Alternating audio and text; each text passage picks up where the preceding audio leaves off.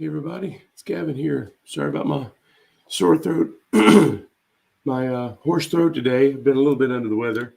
What's up, Elliot? Good to see you, man. Thanks for showing up. I'm always worried that nobody's going to come to these things. And anyway, I'm glad you're here, man. So what I thought I would do today is I've got a full cup of coffee. And sorry if you're getting tired of hearing me talk like this. I'll try to keep it short. I've got a full cup of coffee, and when this coffee's gone or about gone, I'm going to end the broadcast. I figure that'll be about time.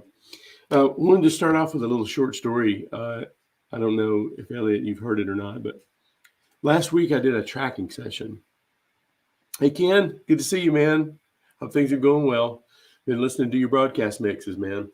So let me tell you this story real quick. I was at a friend's house. He's a drummer. He's a great drummer, and he's got a studio, and he tracks drum tracks there. You know, people send him tracks to mix or to overdub drums on. He puts the tracks in there. He does his thing. He sends it back good. Well, every now and then he does a tracking session, and he'll have to call someone like me that can manage, you know, lots of people asking for lots of things at different times and getting things going. So I call him and, you know, ask him, you know, hey, what do I need to do to set up? He said, nothing, man. Everything is ready to go. And he said that with confidence, which, you know, and he should, because he's been doing it probably at least several times a week since he started it, and been no problems. Well, I got there a few minutes early, as I always do, and waited for him to show up. And he never did. Finally, his wife came out and said, hey, Steve is in here with tech support. What's up, Andy? What's up, Steve? Steve's in here on tech support. And I think I just gave away who it was, but anyway, yeah, I don't think he'd care me telling. And so when he walked in from the session that day, it was a 2:00 start. So he had done an earlier session at another studio and used his iLock, came back to his studio, you know, in plenty of time, seemingly, to get the session going, and could not get Pro Tools to operate. It just out of the blue would not work. Something was wrong. Called one of his wizard friends, and he couldn't get it worked out. And this guy was really good. Anyway, so after struggling for a little while, I said, okay, let me put a pin in that right there. And then, okay, so let's rewind an hour and a half earlier than that. I'm walking out of my studio, and I am operating everything on my studio right now, kind of as an experiment on my laptop, my MacBook Pro. It's the one that I'm broadcasting on right now. It's the one I do all my mixes on. I do all my video editing on, and everything I'm doing right now is on this laptop. And it's been going great. The only downside is that it's a pain sometimes to unhook it and take it with you when you go to a session, which I wouldn't even think about it. I would always bring it to a session.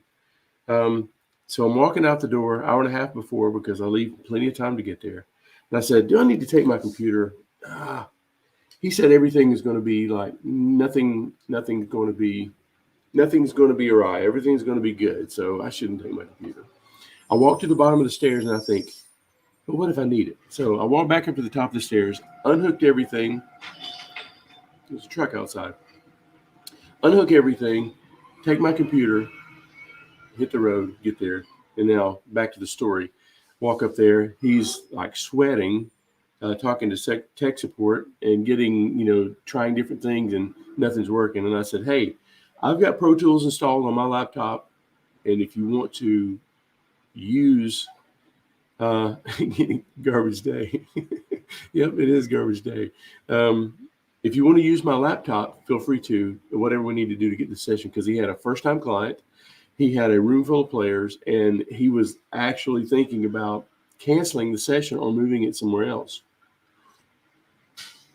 So we got everything installed on my computer. I had to upgrade. I still haven't used it, Pro Tools, on my computer, but they had to upgrade me to the latest version of Pro Tools.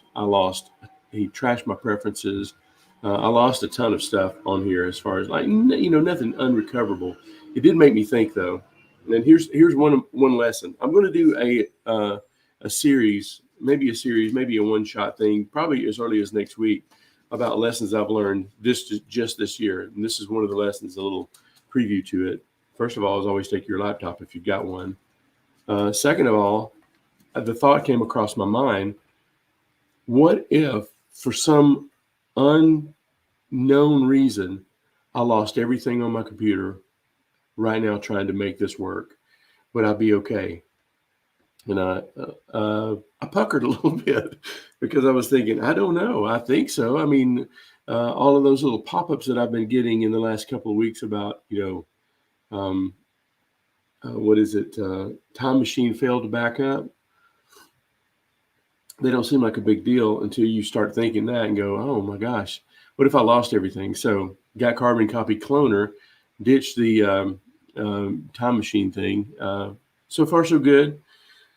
Just trying the carbon copy cloner right now. Probably will buy it later. But anyway, back to the other story. We got everything working. We got short of, a couple of weird things happening, like my computer would not take my password anymore. I had to go back and change it. And then it asked me to do it again. And then we restarted it and did a few things and got it going. So that was one weird thing, kind of, a little fearful that something was going to crash then. Second thing that happened, and this was really weird, and if this has happened to anybody, let me know. I couldn't select one track. I had to select a bunch of tracks, and then I had to, if I had to select a range of tracks every time, and if that range was this track to the same track, then that's what it had to be.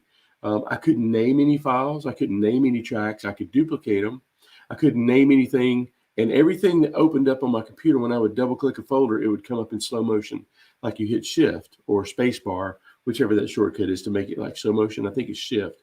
Anyway, so got through the session, a bunch of weird stuff like that. And we got through it, and we actually finished a little early, believe it or not. We got started an hour late and finished early. Yes, Steve, it was a nightmare before Christmas. It wasn't really a nightmare. I mean, everybody, it would be a nightmare before Christmas if you just weren't prepared. But I knew Steve was prepared. I knew everybody in the studio had known what going through Pro Tools problems was like anyway. So anyway, we got through the session. We finished an hour early, and then the producer called me this week and he said, "Hey man, I went through all the tracks. They sound good. Let's do it again sometime soon." So. Two lessons that I'll tell you on that. This is before the how to mix better thing that I'm going to talk to you about. One is always take your laptop with you if you've got one to a session, because my buddy Tom always tells me that there's not a problem he can't solve without that he can solve any problem. Let me say that he can solve any problem with a laptop or a MacBook Pro. He can solve any problem. Let me start this again. He can stop. Okay, hang on. Let me drink some more coffee. Maybe that'll help. What's up, Doc? Nate, he can solve any problem with a MacBook Pro and a scan converter, he calls it, which, a bunch of adapters, what it came up with. But we were like Macgyver in that session, man. We had a borrowed adapter from here and a borrowed adapter from there, and we had made everything work. But this computer ran Pro Tools Ultimate for about 6 hours, and it was pretty good. So first lesson is always take your laptop. Second, keep your laptop backed up. I'm starting to do that. I feel like I got a warning sign. Keep your laptop backed up. What was the third question? Oh, that's enough. That's enough. Anyway, so that's my little story from over Christmas. So yeah, have you guys had any stories like that where just like you were able to pull a session out of a dumpster fire? Not that it was a dumpster fire. It never got to that point. I think that the redeeming quality was that everybody there was professionals and had worked with Pro Tools. If you had someone that was reluctant to use any kind of DAW, or was skeptical about working in someone's house, or wasn't sure that you could get done what we can get done now on laptops and smartphones and iPads and stuff, then this happened, that would be something you'd have to explain for sure. But you guys, one of the things that I had a memory of in this session is like, isn't it amazing that, I mean, honestly, I'm not being over sentimental or whatever, but isn't it amazing the technology that we carry around in our backpacks now? I mean, when I first started, it took about at least $30,000 for a console that you could have enough inputs, outputs, headphone mixes, reverb returns. What's up, Matt? Love you too, bro. That, it took at least $30,000. Now I'm talking back in 91 when I started in a professional studio at Crossroads. The board was at least $30,000. We had a Studer A80 Mark II, and it was about $30,000 or $40,000. And that's just the two main pieces. Then you had to have all of this copper wire that would connect everything, and that's expensive. I mean, if you want to spend some money in a studio, send a bunch of copper wire everywhere. So you have to send it from the board to the recorder, and then you have to send it from the patch bay back to the effects units, which is another thing. You had 1176 and an LA2A. I had DBX 166s, which are not very highly regarded. I had a few other pieces of outboard, but you're talking about $100,000 just to make the studio work. That's not including acoustics, microphones, stands, that sort of thing. We carry that around in our laptop now. That is crazy that I can go to someone's house, or if I wanted to,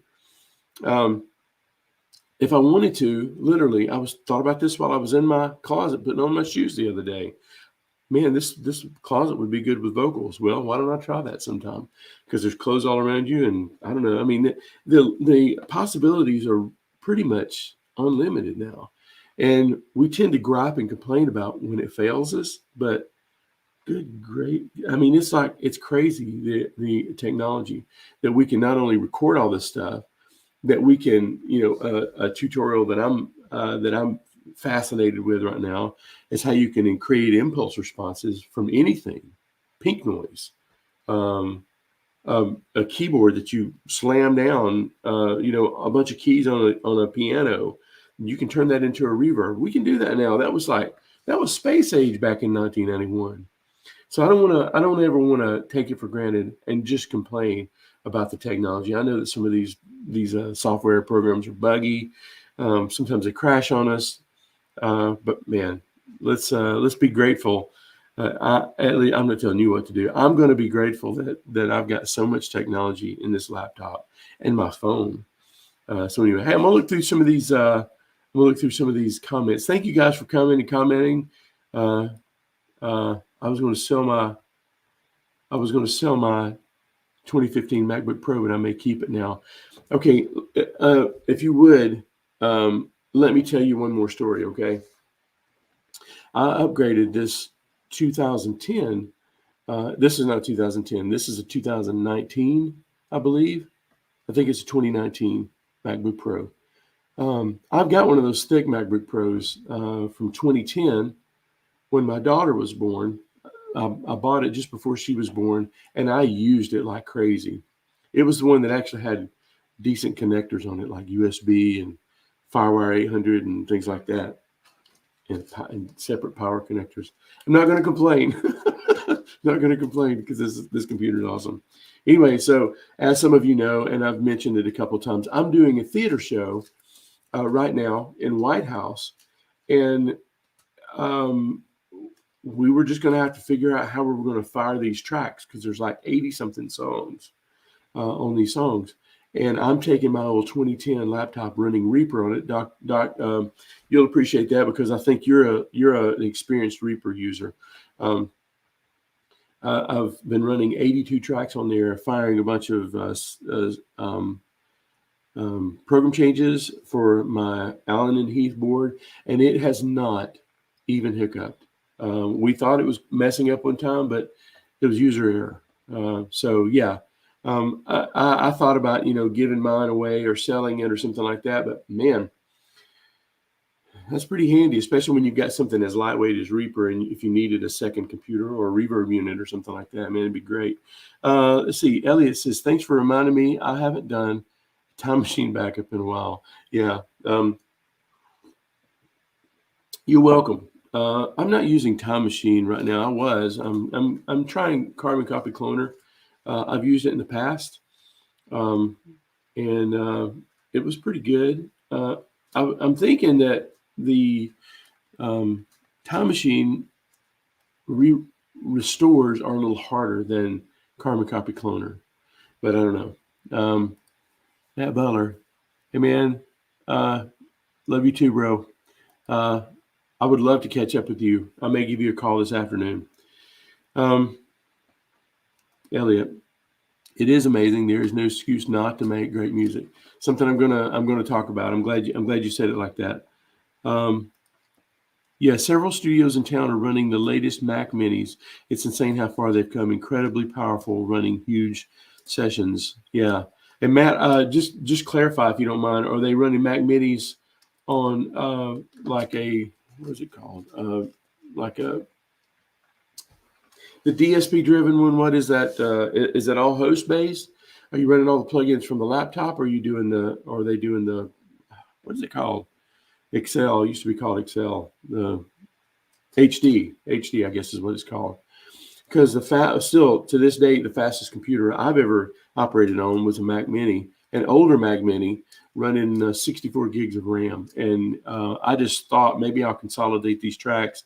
And before I could get my fingers to the keyboard, it was consolidated already. I may be stretching the truth just a little bit. But yeah, matter of fact, I've seen several studios running the Mac Minis. So it's funny you say that. I'm gonna jump on into this right here. A lot of you guys here mix all the time.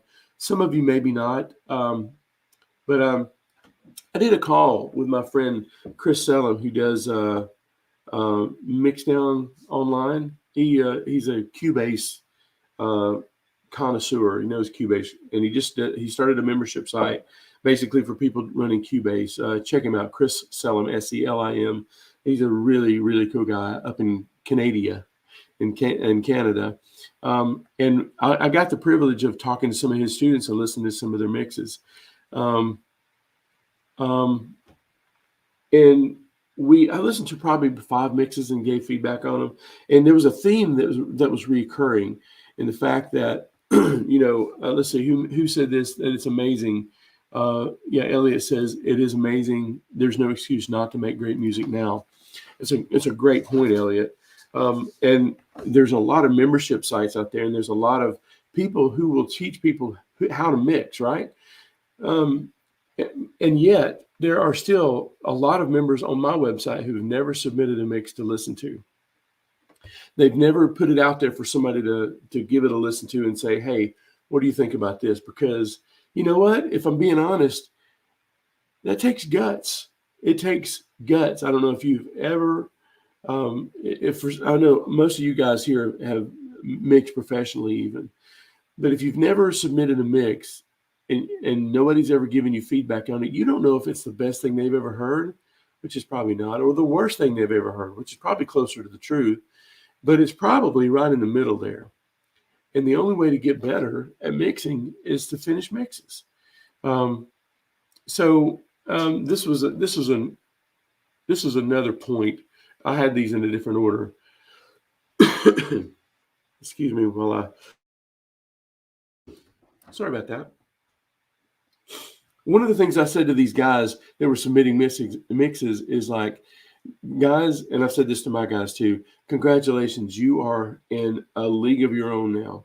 The fact that you take music, whether it's music that you've created or music that someone's given you to create, to mix, like I do on Mix Coach Member,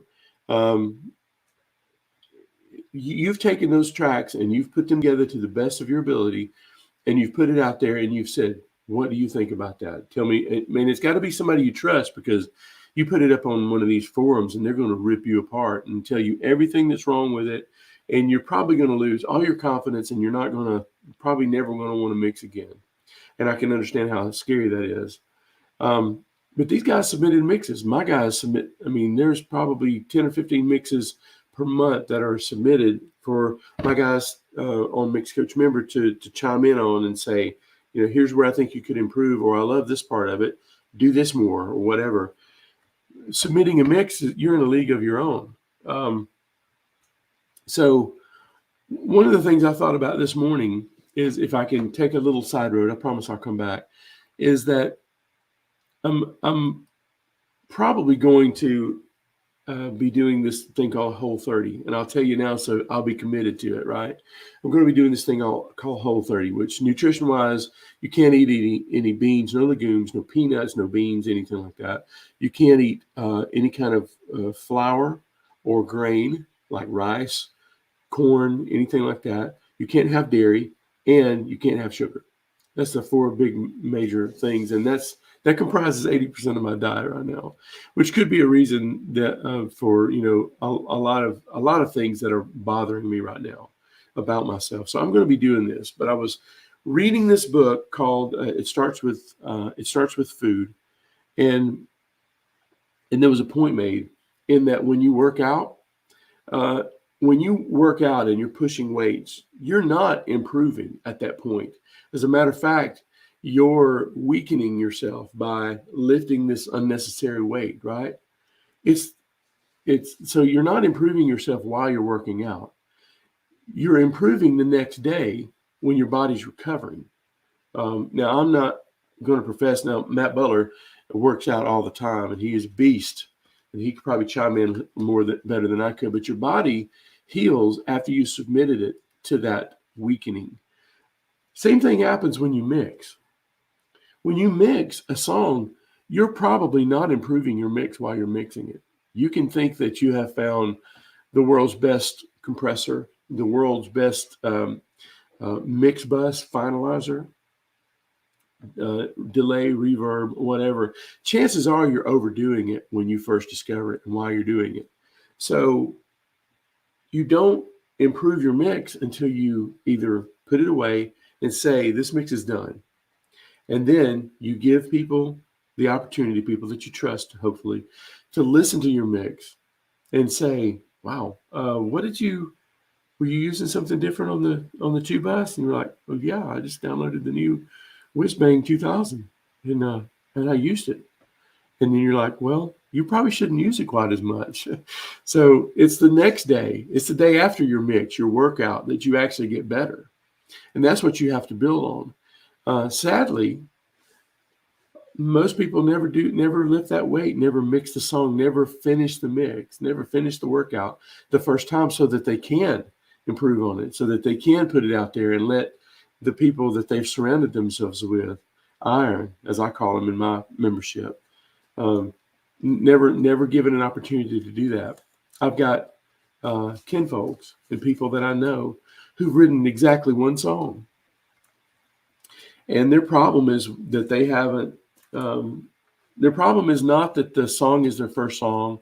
Could probably use a lot of improvement. Their hook could be strengthened a little bit.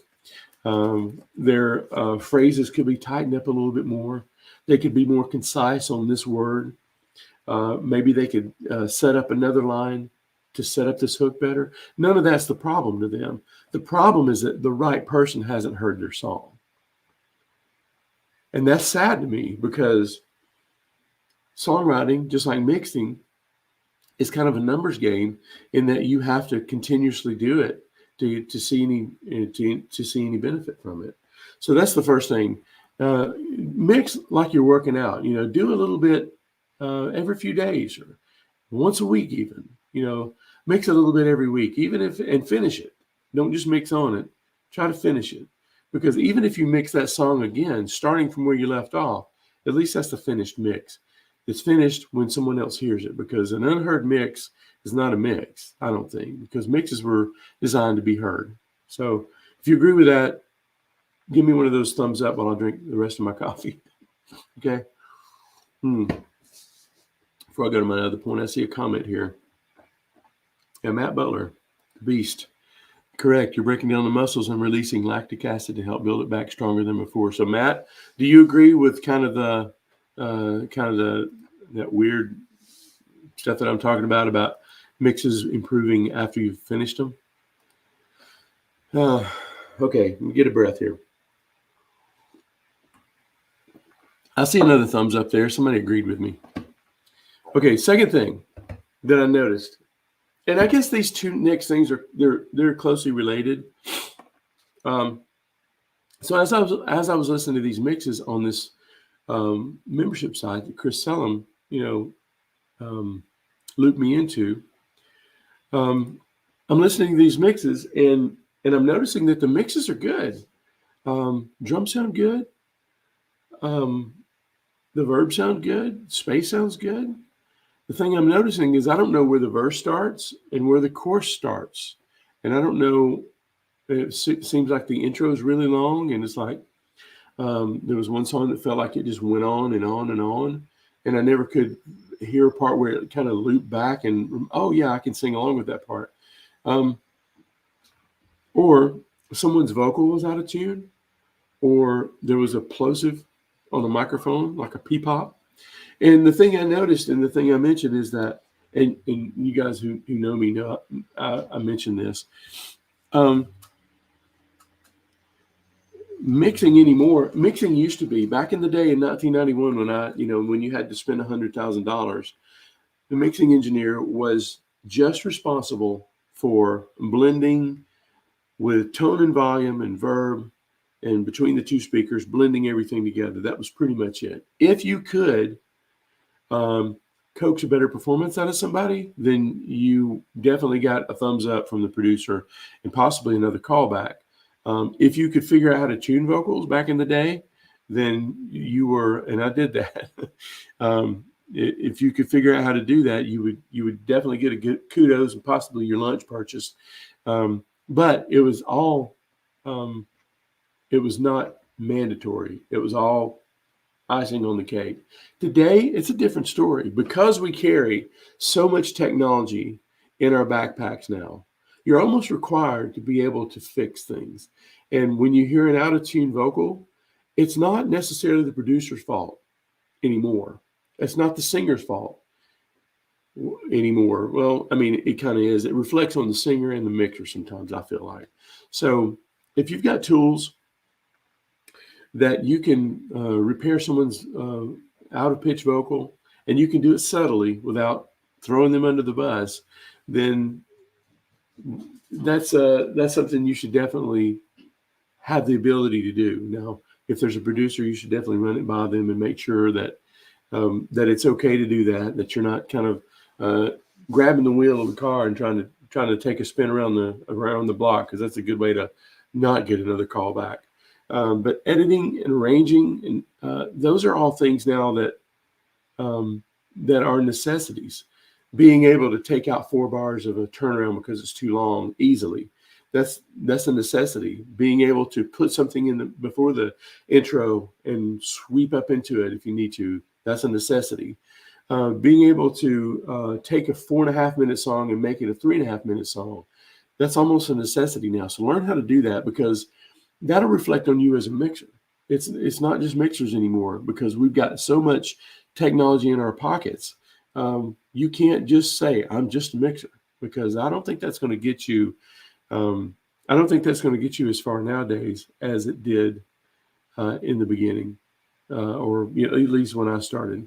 Going back to the Beatles documentary, the engineer producer, he was kind of an exception to the rule.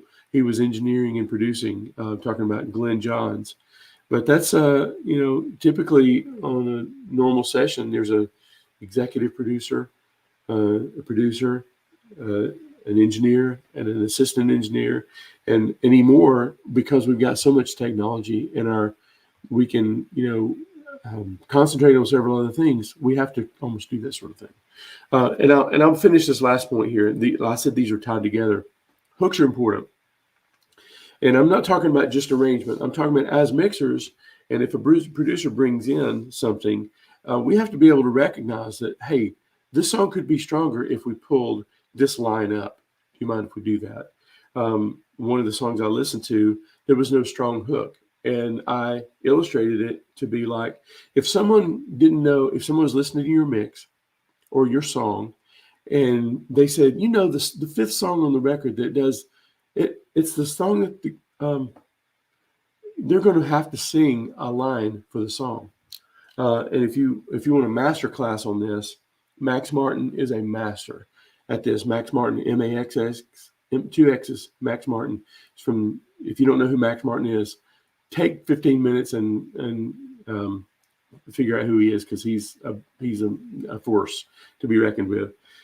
He says that first of all, you should get to the chorus within 30 seconds, or is it a minute? He may say a minute. I think it's a minute. You should get to the chorus within a minute, which means the 30-second intro for radio, those days are behind us. And also, there's a very strong lyrical hook and musical hook in each song, and sometimes a rhythmic hook. So hooks are important. Hooks can be several things. The biggest hook I can think of is the lyric on the song. You got to make sure that the lead vocal is loud enough to be able, especially in words that lyrics drive it. Your lyrics should be very intelligible. You could even put a little embellishment on a hook of a song, like a delay trail or something like that. Musical hooks. There are, in Nashville anyway, there are fills, and these are the instruments that fill in between the voice or between the lyrical hooks. And a lot of times they will even embellish that. They're not two independent things. They go together. For example, the other day I was doing a session and they were doing a song about Waylon Jennings, and the guitar player heard him say Waylon Jennings, and he had a fill, and guess what he put in there? He put a Waylon hook in there, right? A song that everybody would recognize if you've studied this stuff at all. Anybody would recognize as being a Waylon Jennings song. That's brilliant to me, and that's one of the things that make me think that, as mixers, what we have to do is we have to make sure that we're finding these nuggets in the songs and trying to pull them out and make people hear them. So if you want to improve your mixing, those three things. First of all, get your mixes done. Second of all, listen for things in the mix that you can bring up, and realize when there are some edits that need to be done, either rhythmic, whether it's a tighten up the drums, whether it's to tighten up the bass guitar or tune the bass guitar, whether it's tune the vocals, or whether it's bringing up hooks and songs or licks. All that stuff's important as a mixer. So it looks like I got a ton of comments, and I love that. Let's see. Mix with someone like that has better ears is going to hear it. Yeah, but I mean, I'll even put the counter on that. I don't know if my wife has better ears than I do. She's not paid attention on the level that I have to the song. So when I've been mixing a song for an hour and a half or whatever, and she comes and listens to it, I listen to it through her ears. Like, it gets me back to the basics. Like, should that reverb trail or that delay trail should have repeated 2 or 3 times? She doesn't care. She wants to hear the lyric that the reverb trail is going to. So instantly when someone else hears your mix, you tend to listen to it with their ears on, right? Same, but with learning guitar. Exactly. Guitar. Yeah, exactly. Thanks, Isaac. I think it's the first time I've heard from you. I appreciate you being here, man. Matt Butler, the muscle mixer, says he agrees with that philosophy. Elliot likes it. Thumbs up. Thanks you, Elliot. Stephen Klein, I think you said you need to re-upload your latest mix after listening to it on the site.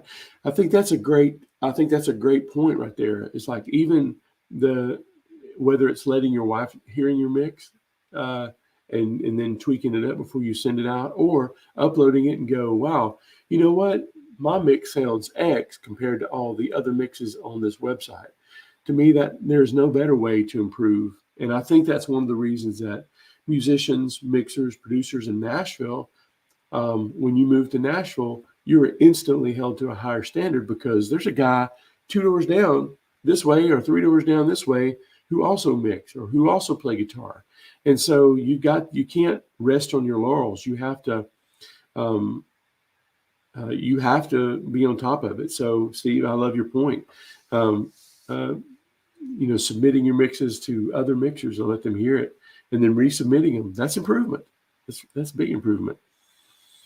How do you feel about collaborating with others? Isaac, as far as like collaborating as far as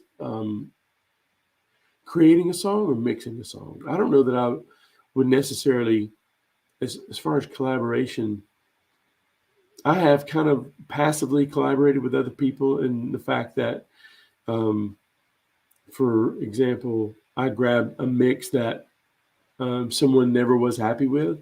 And I've very rarely ever started with their mix. I've listened to it and been inspired by it, or noted the things that they liked about it, but I've never just picked up and done it. But as far as collaborating and getting a song created, I do that all the time, and I love to do it. And I think that's one of the driving forces with what I do. One of the things that I miss these days, and the fact that you can send a file with no drums on it to a drummer and let him put drums on it, and he gives you 5 takes, but you didn't have anything to say about it.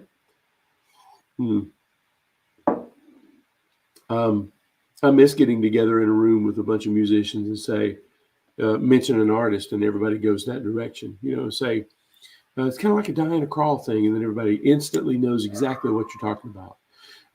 I've done that. I would like to do that more, to be honest with you. Let's see, Elliot. For cues in TV and film, the hook should be right after the intro. Okay. Elliot, I want to hear more about that, man. And I think you do cues for TV and film. Maybe we need to talk about this. Thanks, Comfort. I'm glad you like this. I'm liking this too. Just chatting. Isaac says mixing. No, I haven't done a lot of collaborating as far as mixing, unless you count giving feedback on mixes collaboration, which it could very well be, and I can understand. That.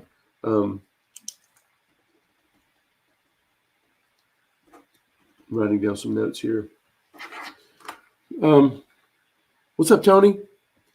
I think giving feedback, the Bible says iron sharpens iron. And what I take from that is that you've got to surround yourself with people that are going to sharpen you.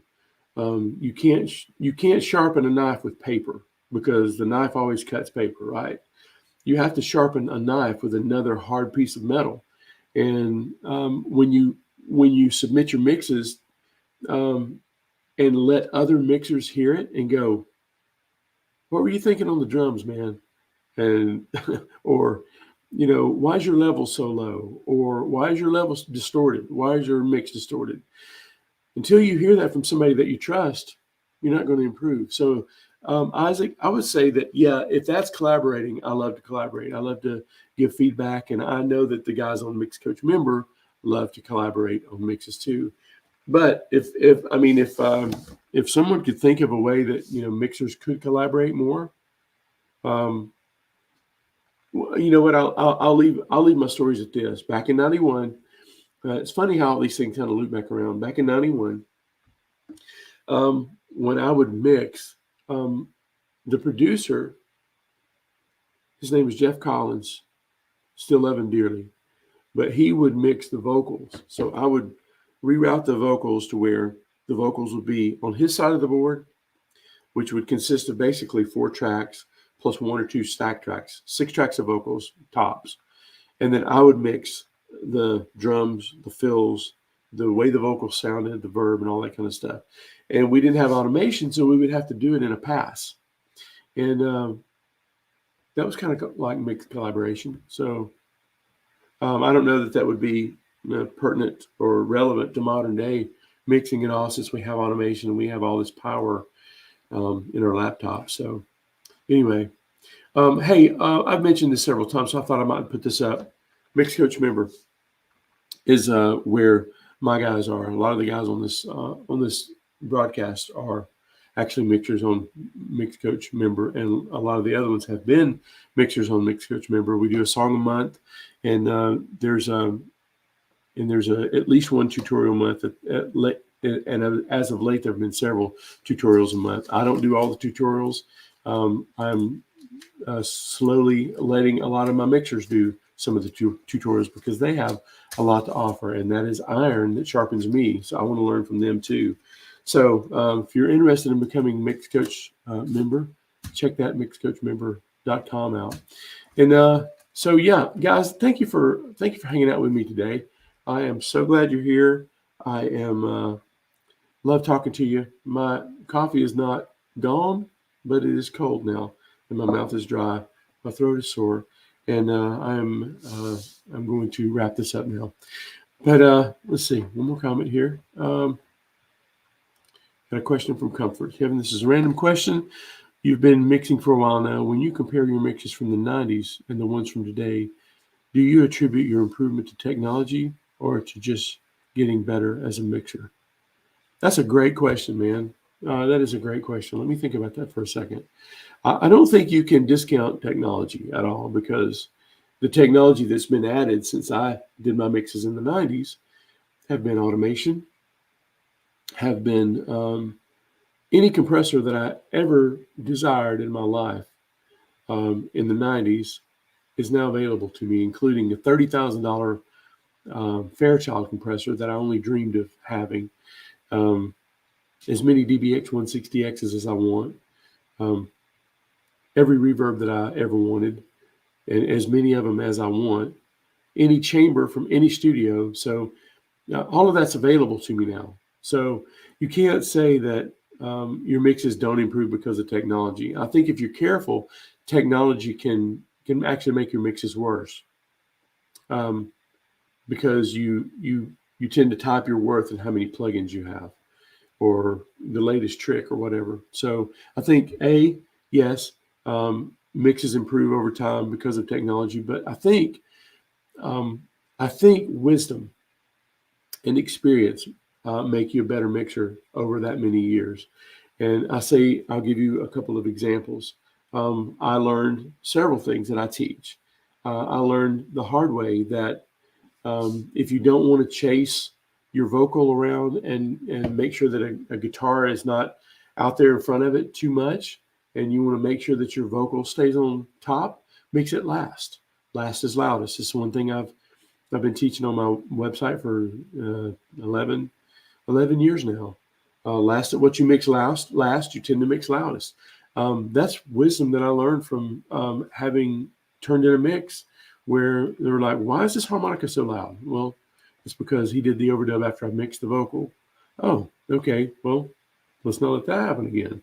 And or things like the way you compress things is not just to give it character.